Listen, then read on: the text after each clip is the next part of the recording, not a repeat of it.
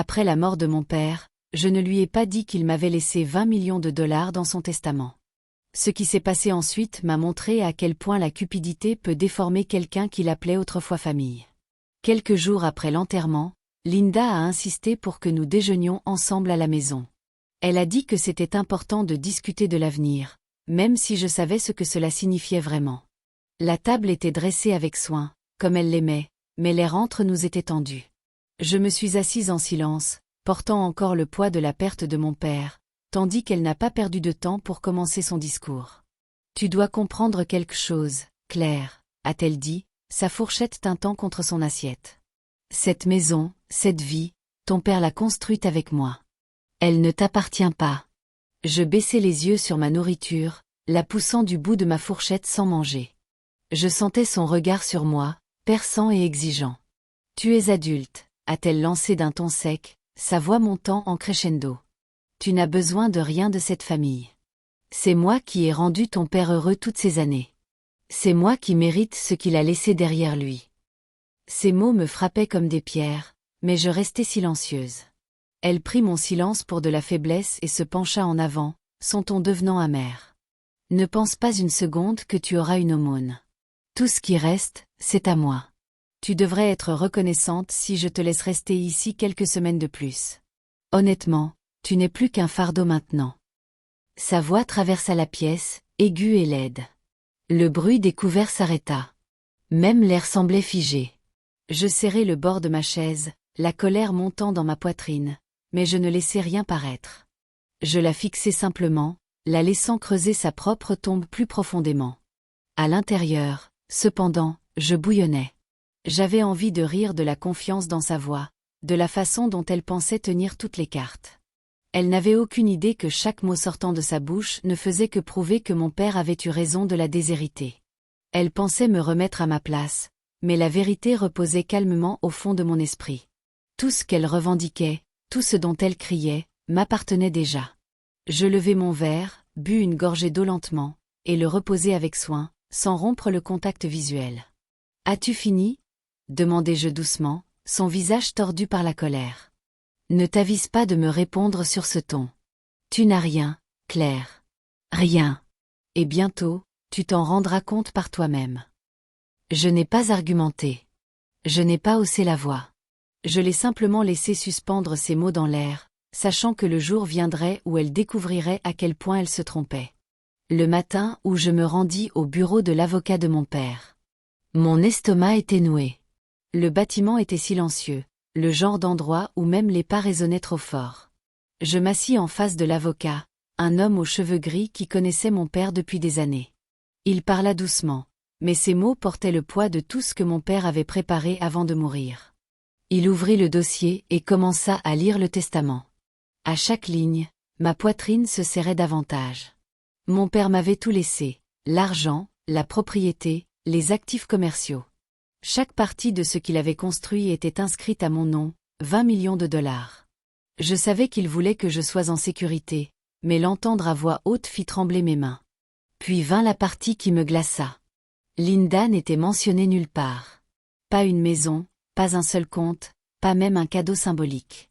L'avocat s'arrêta, me jetant un regard qui disait qu'il s'attendait à ma réaction. Il expliqua que mon père avait pris cette décision avec soin, non par dépit, mais par lucidité. Il avait vu Linda pour ce qu'elle était vraiment.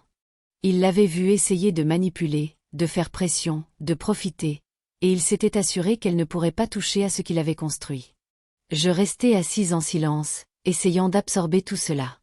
Je voulais ressentir du soulagement, peut-être même du triomphe. Mais ce que je ressentais le plus, c'était le poids d'un secret. Linda se promenait avec tant d'assurance, certaine qu'elle hériterait de tout. Elle parlait de la maison comme si elle lui appartenait déjà, se vantant de la façon dont elle perpétuerait l'héritage de mon père. Et moi, je détenais la vérité qui briserait son monde. L'avocat me demanda si je voulais qu'il la contacte directement. Je secouai la tête. « Pas encore, » dis-je calmement. Je vis la surprise dans ses yeux, mais il n'insista pas. Il se contenta de hocher la tête et de glisser les papiers dans le dossier. Je savais exactement pourquoi je voulais attendre. Si je le lui disais tout de suite, elle pleurerait, crierait, essaierait peut-être de contester en justice. Mais si je gardais cela pour moi, si je la laissais croire qu'elle avait le contrôle, je verrais qui elle était vraiment quand elle se sentait en sécurité avec la richesse derrière elle. Je voulais voir ses vraies couleurs émerger, brutes et sans filtre. En sortant de ce bureau, le monde paraissait différent. Les rues étaient les mêmes, les voitures passaient, les gens se hâtaient au travail, mais ma vie avait complètement changé. J'avais plus que je n'avais jamais rêvé. Pourtant, je ne pouvais pas célébrer. Pas tant que Linda se pavanait encore comme si tout lui appartenait. Pour l'instant, le secret restait avec moi. Je rangeais le testament comme une arme attendant son heure. Linda pensait être celle qui avait le pouvoir. Mais elle n'avait aucune idée. Chaque mot qu'elle prononçait, chaque plan qu'elle faisait, chaque exigence qu'elle me jetait, tout était bâti sur un mensonge qu'elle ignorait même exister. Et j'allais la laisser y croire, au moins pour un peu plus longtemps. Linda ne perdit pas de temps pour endosser le rôle qu'elle pensait lui revenir. Aux yeux des autres, elle était la veuve éplorée. Elle portait des robes noires tous les jours, parlait doucement d'une voix brisée, et pressait des mouchoirs contre ses yeux chaque fois que des voisins venaient. Les gens apportaient des casseroles, des fleurs et des cartes de condoléances, et elle acceptait tout avec une main tremblante et un hochement de tête qui la faisait paraître fragile. Elle s'assurait que chaque visiteur reparte en croyant qu'elle était la femme en qui mon père avait confiance pour tout.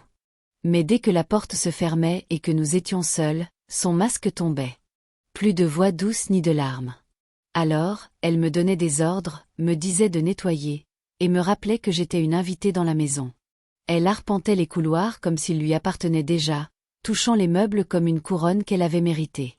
Chaque fois que je m'asseyais calmement dans le salon, elle me fusillait du regard et disait « Ne t'installe pas trop, Claire. Ce n'est plus ta maison. » Elle ne le pensait pas seulement, elle le disait directement aux gens. Au supermarché, je l'ai entendu dire à une amie « Charles m'a bien prise en charge.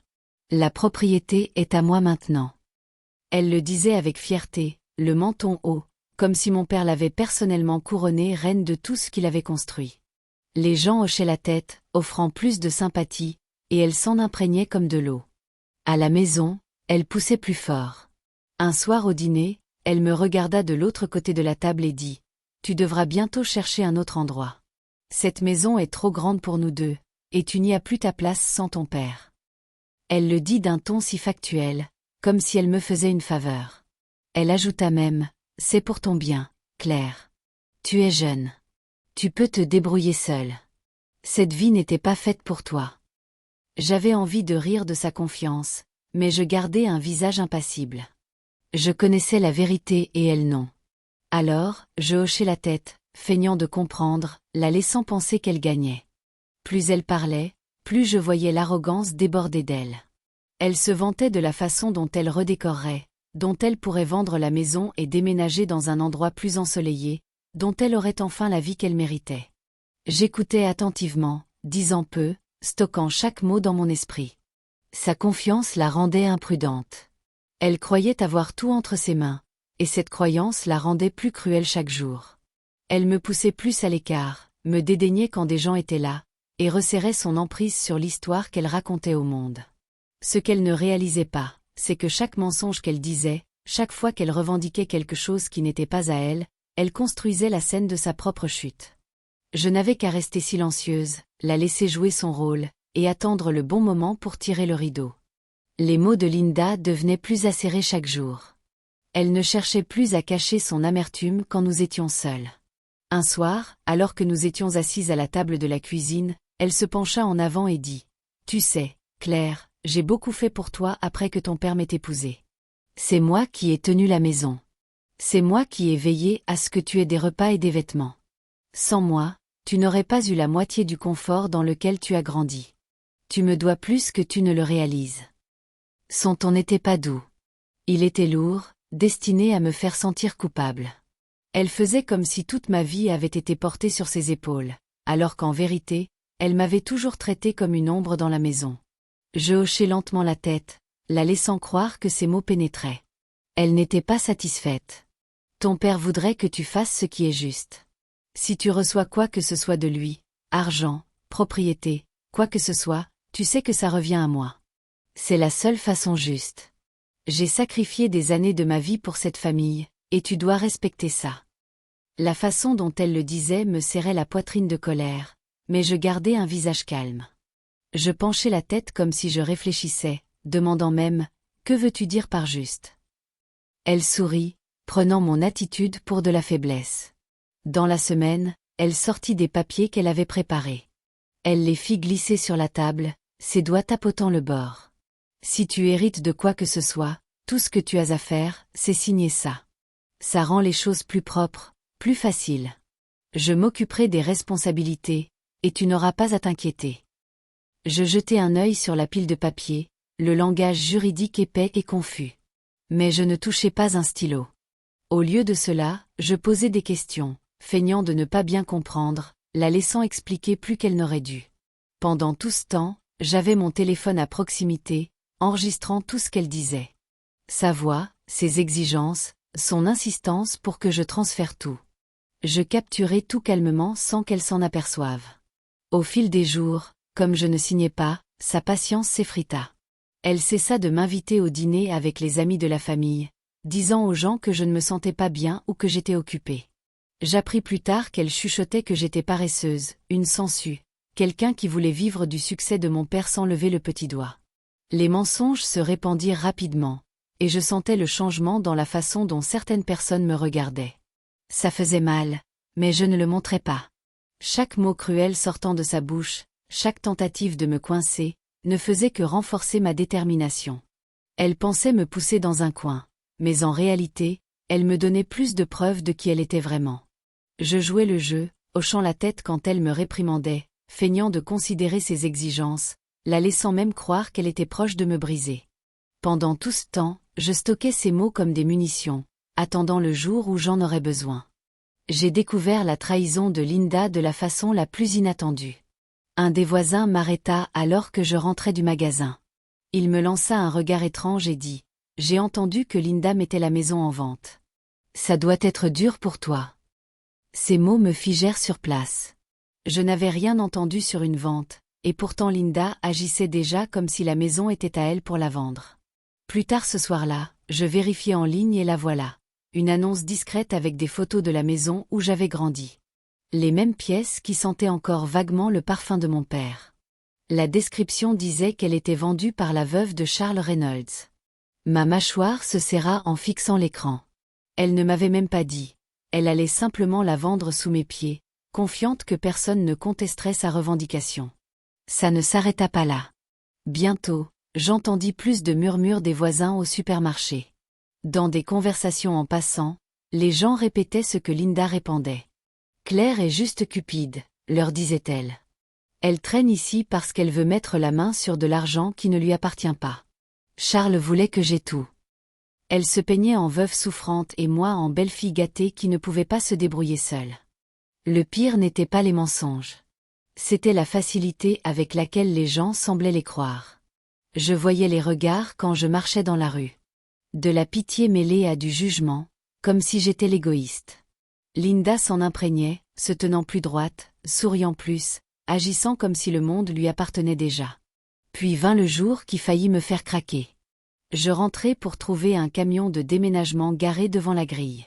Des hommes portaient des cartons dans la maison, leurs bottes claquant contre le parquet. La porte de ma chambre était grande ouverte, et à l'intérieur, mes affaires étaient empilées dans des cartons. Livres, vêtements, même des photos encadrées de mon père et moi étaient emballées dans du papier comme si c'était juste des encombrements à évacuer. Linda se tenait dans le couloir, les bras croisés, dirigeant les déménageurs. « Emballez tout », ordonna-t-elle. « Nous devons vider cet espace. Elle ne restera pas beaucoup plus longtemps. » Sa voix était aiguë, impatiente, pleine d'une propriété qu'elle n'avait pas méritée. Pendant un moment, la rage brûla si forte en moi que je pensais crier, mais je ne le fis pas. Au lieu de cela, je m'appuyai contre le cadre de la porte, observant calmement tandis que ma vie était emballée dans des cartons. Linda croisa mon regard et sourit avec suffisance, certaine d'avoir gagné. Elle pensait me pousser dehors pour de bon, me dépouillant de tout petit droit que je pouvais croire avoir. Ce qu'elle ne réalisait pas, c'est que je n'étais pas brisée. J'étais calme, délibérée, patiente. Je la laissais creuser plus profondément dans ses mensonges.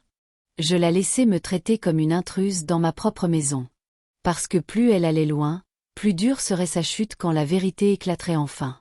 Alors, je ne dis rien. Je laissais les déménageurs continuer. Je laissais Linda jubiler intérieurement. J'étais stable. Mon heure arrivait. Et quand elle viendrait, elle ne la verrait pas venir. Le bruit des cartons glissant sur le sol me tira de mes pensées. Quand je pénétrai dans le couloir, je vis 2 déménageurs emportant ma commode, leurs bottes lourdes contre le bois. La porte de ma chambre était grande ouverte, les murs nus là où pendaient les photos de mon père. Mes affaires étaient emportées comme des ordures. Linda se tenait là, les bras croisés, le menton levé, donnant des ordres comme si elle était la reine de la maison. « Prenez tout de la chambre », dit-elle aux hommes. « Elle n'en aura plus besoin ici. Videz tout. » Ma poitrine se serra, mais je me forçai à rester calme. J'entrai dans la pièce et dis fermement « Arrêtez. Posez ça. » Les déménageurs se figèrent, se regardant l'un l'autre, incertains. Linda se tourna vers moi, le visage rouge, sa voix montant comme un fouet. « Ne t'avise pas de leur dire quoi faire. C'est ma maison, Claire. Ma maison. Tu ne décides pas ici. » Sa voix résonna dans les couloirs, assez aiguë pour faire trembler les cadres en verre encore accrochés. Les déménageurs semblaient coincés au milieu, leurs mains encore agrippées à mes meubles, mais attendant que quelqu'un règle le conflit. Je m'approchai, ma voix stable. « Vous n'êtes pas la propriétaire. C'est moi, et je vous dis d'arrêter de déplacer mes affaires. » Les hommes abaissèrent la commode avec soin, leurs yeux passant de l'un à l'autre. Pendant un moment, il y eut un silence sauf pour le bruissement des rabats de carton. Linda rit soudain, un son dur qui résonna dans la pièce à moitié vide. « Toi » cracha-t-elle en secouant la tête. « Ne me fais pas rire, Claire. Charles ne t'aurait jamais tout laissé. Tu n'es qu'une enfant gâtée. Tout ici est à moi, et au fond de toi, tu le sais. » Son rire se transforma en sourire suffisant, ses yeux brillants d'arrogance. Elle pensait m'avoir coincé, que sa certitude suffisait à faire croire au monde. Je ne sciais pas. Je ne criais pas en retour. Au lieu de cela, je regardais les déménageurs, calmes et directs. « Vous m'avez entendu, dis-je. Je suis la propriétaire légale. Si vous continuez à toucher à mes affaires, vous travaillerez pour la mauvaise personne. Arrêtez maintenant. » Les hommes hochèrent la tête avec hésitation et reculèrent, clairement mal à l'aise. L'un d'eux marmonna quelque chose sur vérifier avec le bureau avant de continuer. Le sourire de Linda vacilla une seconde, mais elle se reprit vite, agitant la main en l'air. « Ne l'écoutez pas, lança-t-elle. Elle est confuse. Elle ne comprend pas comment tout ça fonctionne. Elle n'a pas sa place ici. Continuez juste à emballer. » Mais les déménageurs restèrent où ils étaient, attendant. La confiance dans la voix de Linda était forte, mais il y avait maintenant une fêlure, petite mais révélatrice. Je restai silencieuse après cela, mon expression calme, la laissant se creuser plus profondément. J'aurais pu sortir la preuve à ce moment-là, lui montrer les papiers et la faire taire. Mais je ne le fis pas. Pas encore. Je voulais qu'elle continue à parler, qu'elle continue à montrer à tout le monde à quel point elle était cupide et cruelle. Alors, je restai au milieu de la pièce, la regardant se décomposer, la laissant croire qu'elle avait encore le contrôle. À l'intérieur, je savais que la marée avait déjà tourné. Elle ne le savait pas encore. La colère de Linda ne fit que croître après que les déménageurs eurent arrêté. Elle ne supportait pas que je leur ai dit de laisser mes affaires où elles étaient. Au lieu de reculer, elle devint plus bruyante, plus désespérée. Je commençai à remarquer qu'elle passait de longues heures dans le bureau, fouillant dans les tiroirs qui appartenaient autrefois à mon père. Un après-midi, je passai devant la porte et aperçus des papiers étalés sur le bureau. Sa tête était penchée, un stylo grattant furieusement. Je n'avais pas besoin de voir les détails pour savoir ce qu'elle faisait, essayer de créer sa propre version de la vérité. Ce soir-là, je l'entendis au téléphone dans le salon. Sa voix portait dans le couloir, aiguë et suffisante. « Elle n'a aucune chance, dit-elle à une amie. Je la saignerai à blanc au tribunal s'il le faut. Elle regrettera d'avoir pensé pouvoir s'opposer à moi. » Elle rit après l'avoir dit, un rire dur et laid qui me donna des frissons. Je gardai mon téléphone dans ma poche, enregistrant tout. Chaque mot sortant de sa bouche devenait une preuve de ce qu'elle était vraiment. Je n'interrompis pas, ne fonçai pas dans la pièce pour argumenter. Je la laissais continuer à parler. Je la laissais croire que j'étais impuissante tandis que je construisais calmement mon propre bouclier. Le lendemain matin, elle s'en prit directement à moi. J'étais dans la cuisine en train de verser du café quand elle entra d'un pas martial, le visage figé. « Profitant tant que ça dure », dit-elle froidement. « D'ici la fin du mois, tu seras à la rue. Cette maison, cette vie, c'est à moi. Tu n'es qu'une squatteuse ici, et tu seras partie bientôt. » Je soutins son regard, mais ne répondis pas. Mon silence la rendit plus furieuse. Elle frappa la main sur le comptoir, sa voix montant. « Ne pense pas pouvoir te cacher derrière des avocats ou de la pitié.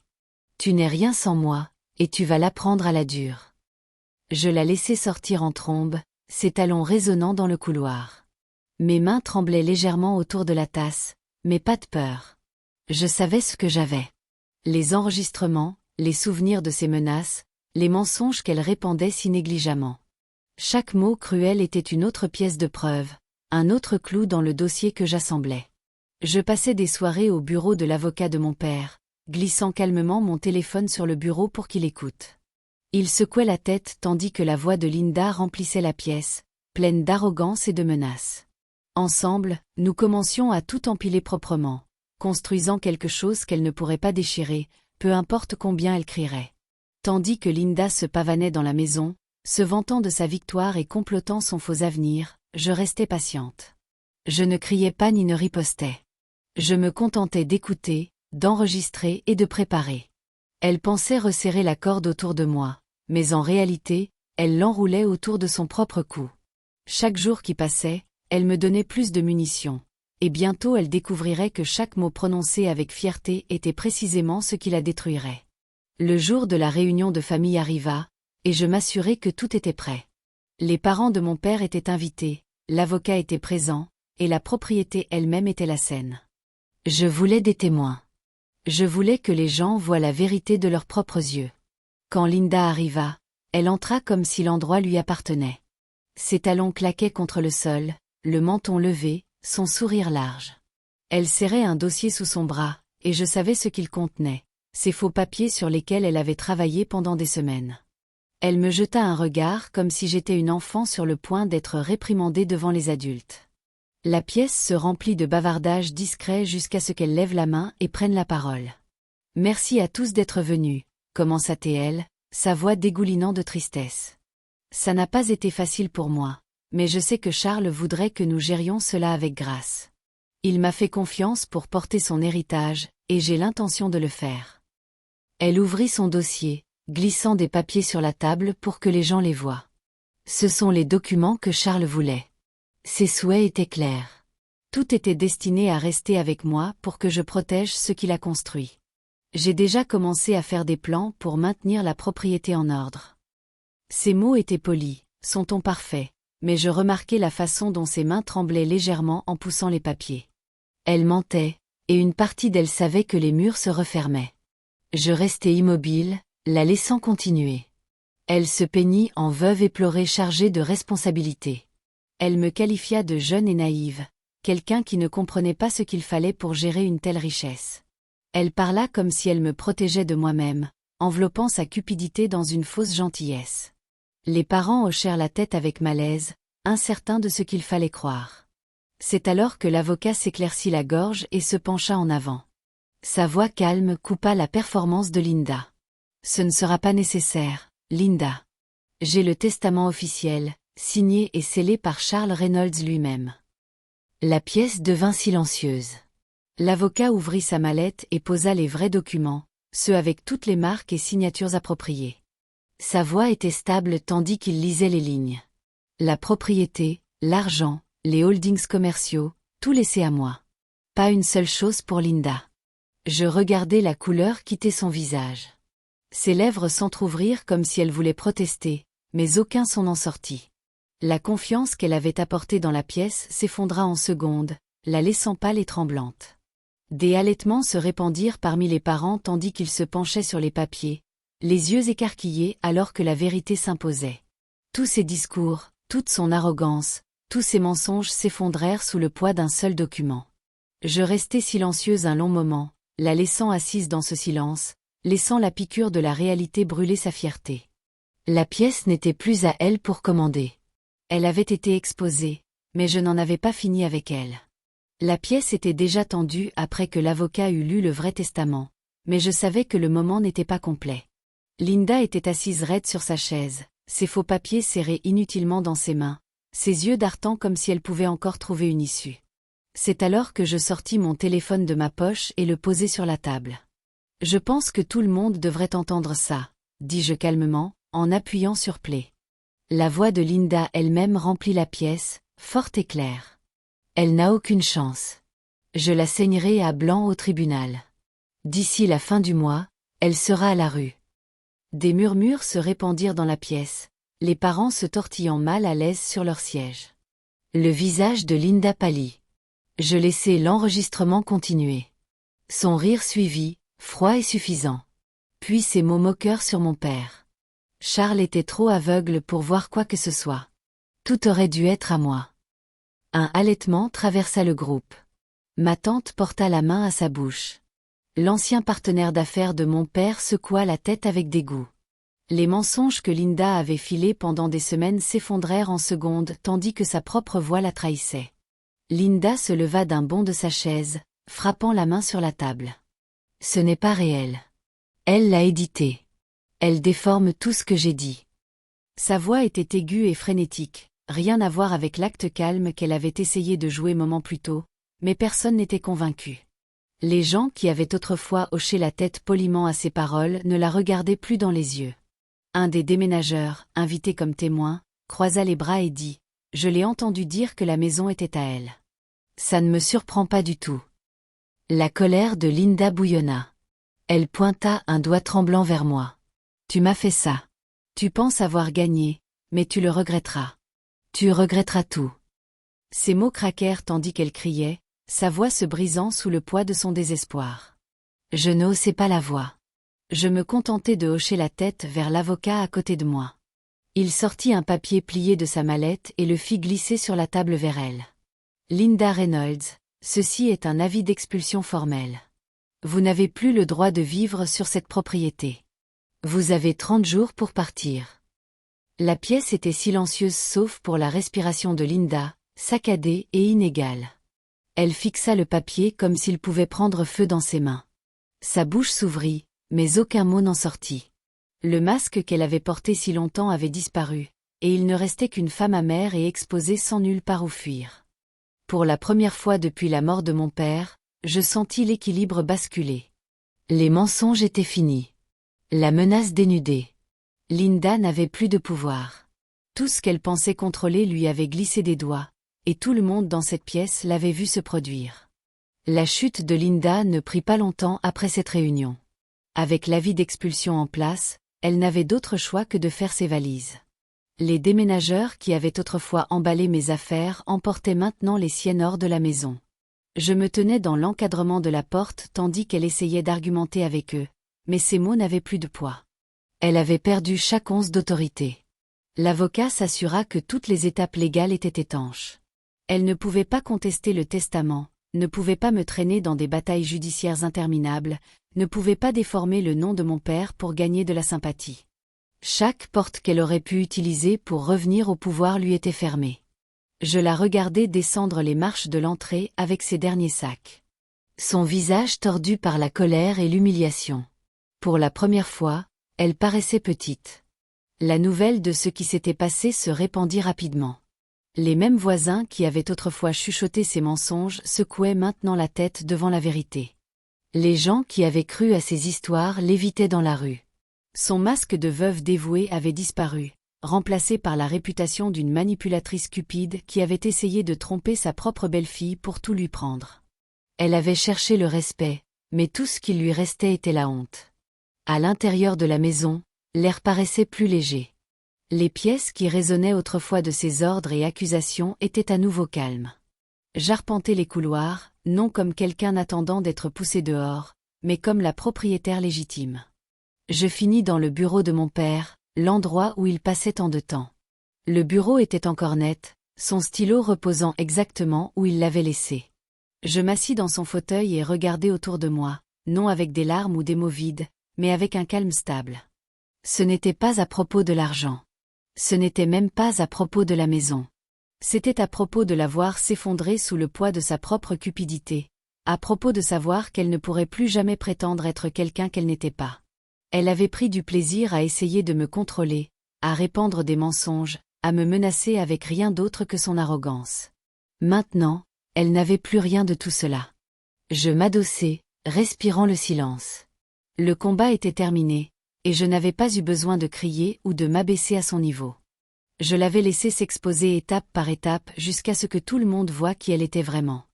C'était la vraie revanche. Pas juste gagner la propriété, mais arracher le masque derrière lequel elle s'était cachée si longtemps. La maison était à moi. La vérité était à moi. Et Linda, elle n'avait rien.